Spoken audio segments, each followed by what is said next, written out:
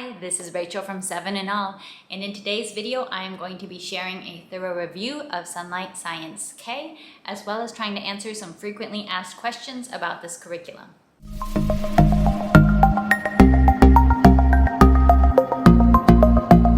Alright, let's get started. We have used this science curriculum for our past kindergarten year, and we are now in the very final weeks of the curriculum, so it's time for me to share our review, our experience, how we used it, some tips, and answer some questions that I tend to get about this curriculum. First of all, I'll just kind of show what it all contains. Sonlight Science K is comprised of the instructor's guide, the student activity sheets. You get a good handful of books. It's not a ton of books. I feel like Sonlight programs they kind of have a reputation for having a ton of books to read.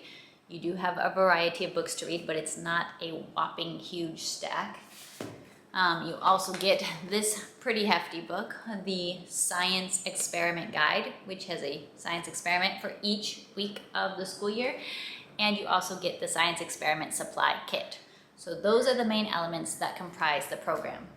Now I'm going to tell you how it came together for us, what I liked about it, some things that you should know if you are considering this program.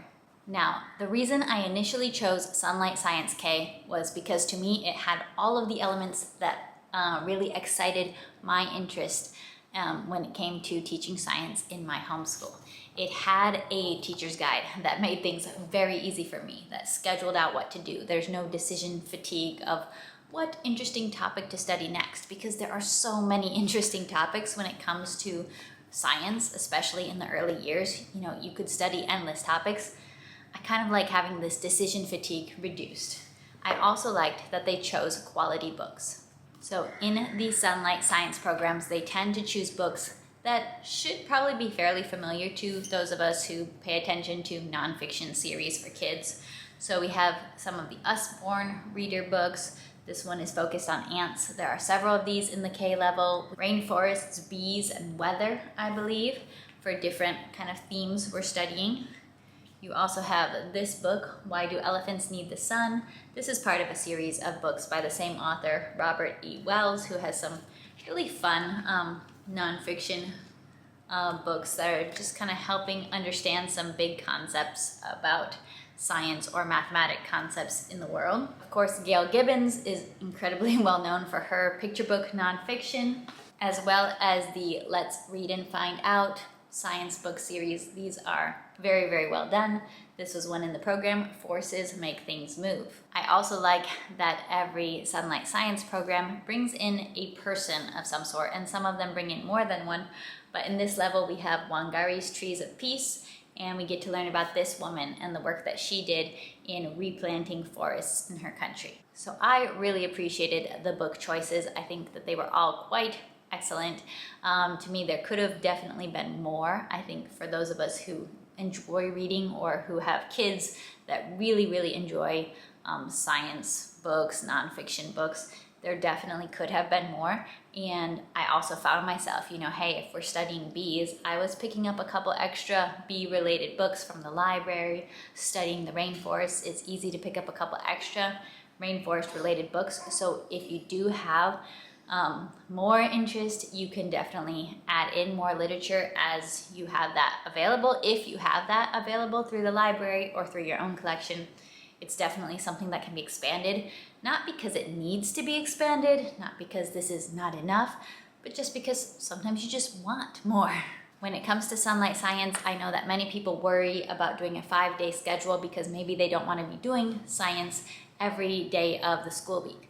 I did get the 5-day schedule, and from what I experienced this year, especially at this level, the amount of work that was scheduled for one day in science was very, very small. So it is very easy to combine it into just a couple days a week. In fact, we typically were only doing science, or we were finishing a week of science within 2 to 3 days of the week, because we would do the first 3 days, which are reading and then answering the worksheet questions, just all together in one day. Then we would do the experiment on the next day, and maybe I would add in an extra book, or we would read the 5th day book on the third day of the week. So it was very easy for us to do this in just 3 days, sometimes just 2 days if I didn't have anything extra to add on. Now let's talk about the worksheets. I know that worksheets tend to get a little bit of a bad rep in early years homeschooling, but for me, I don't know why that is. I think worksheets can be an incredibly useful tool, and I found them to be a very useful tool while using this curriculum. Because while my kids really enjoy listening to these books, sometimes it's just listening, sometimes it's just hyper-focusing on the illustrations and what's going on in the illustrations. There's a lot of really cool illustrations in these books. You know, Usborne, DK books are very known for their pictures. They're fun to look at. And sometimes they can just be enjoying the experience so much that they kind of forget to latch on to those key parts of information or those key terms that you do want them to remember and come away with. So to me, giving my kids the reminder that, hey, we're gonna read this, and then afterwards, you're gonna have to remember the answers, you're gonna have to remember some words, remember some big ideas so that you can complete a worksheet afterwards. That kind of gave them the focus or the motivation that they needed, that, oh yeah, I'm gonna actually need to remember these words mom is saying. And I'm gonna have to wrap my mind around these concepts, ask questions, and make sure I understand, because afterwards I will need to fill this out. Now, because this is kindergarten level, I would not be expecting a child to be able to complete the worksheets independently, because most kindergarteners probably aren't going to be reading fluently enough to read the instructions and just complete it all independently. However, in these worksheets, there is a lot of matching, there are some cutouts, or a lot of things where you're just filling in one word into the blanks, reading one word from a word bank, and filling in the blanks for some statements. So for a kindergarten level, this is pretty doable. Like they can do the actual work on the page. They just I would expect them to still need a little bit of guidance as far as the reading for sure and understanding what they're supposed to be doing on the page, because a lot of kindergarteners aren't really ready to be doing worksheets independently just yet. But I found these to be an incredibly useful tool and definitely did motivate and help focus my children on remembering these words, paying attention, and grasping the concepts. I also want to answer another frequently asked question here. Because Sonlight Science is organized by grade level, a lot of people can kind of assume, oh, you know, K is only for kindergarteners, A is only for first graders, and it can be used that way. But I do think that it's pretty flexible as far as adding in siblings who are of a different age group.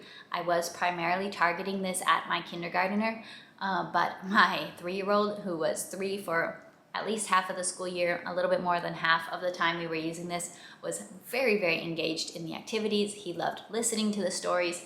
Now, is he at a level where he can really understand it well enough and apply that information in a worksheet? No. He wasn't, because of his age, but he definitely had a lot of fun and got a lot out of it at his own level. So definitely feel free to be including siblings. I do think that Sonlight Science can work with a little bit of an age span between siblings. Now, the experiments. This is a very big part of the program, and I would not really consider it worth it to try to do the Sonlight Science program without the experiments. You do want the experiment guide and you do want the experiment kit, and I've heard that the videos are very good as well, although I actually bought this kit secondhand, so I didn't have access to the videos. We did fine without them, but I assume that they're probably pretty cool. Now this book, which is very thick, is truly a gem. It is not just instructions for experiment. It's not just a, hey, do this fun new experiment, but actual information about the topic. There's added information about whatever you're learning about. There's information about scientific methods and scientific thinking. There's discussion questions. Sometimes if you have an activity that requires waiting, they have little extra activities or games in here that you can play with your child while you're waiting for the next part of the experiment to be ready. Some of the experiments were really big standouts this year. The honeybee related experiments were really fun. The boys got to practice being honeybees. They got pollen on their fingers. They collected nectar and deposited it in the hive. I mean, that's just automatically going to be a hit with small children. We had several boat related activities where we had to construct boats that could actually carry a load and still float in water. Anytime you're using water in an activity, an experiment with kids, it's probably going to be a hit. One that I found really cool was building a little greenhouse out of a plastic water bottle and measuring the temperature outside versus the temperature in the greenhouse. And I was shocked by how hot it got in our little greenhouse in the sun. It was a pretty big temperature jump just from being outside, because our sun here is very, very powerful. Another experiment that was really, really fun was using yeast and sugar inside a bottle and attaching a balloon to the top and letting it fill up with air to see how that gas is expanding. So most of these are very simple activities, and yes, you can definitely do different DIY activities. You can build your own kindergarten curriculum, but for me, the huge benefit in something like this and the Sonlight program is that I can just open it up and I can do it. And it doesn't require me searching Pinterest, it doesn't require me doing extra planning, preparing, buying supplies, tracking them down.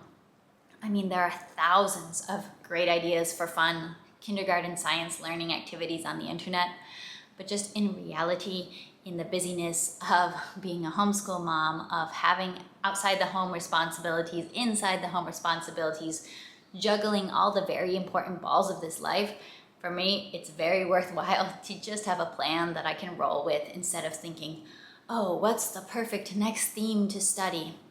Just go with the next theme in the book, and it's a great one, and it's interesting, and it's well worth studying. So my assessment is that we had an excellent experience with Sonlight Science this year. We made great memories. Sometimes I share our experiments and science activities and our experience with those on Instagram. So if you're not following me on Instagram, you should try it out for more nerdy homeschool Instagram posts.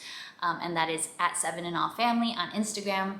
Now, it's not that I love every single book or every single activity in the curriculum. I will say this book, DK Find Out Science, was not a book I particularly loved from this program.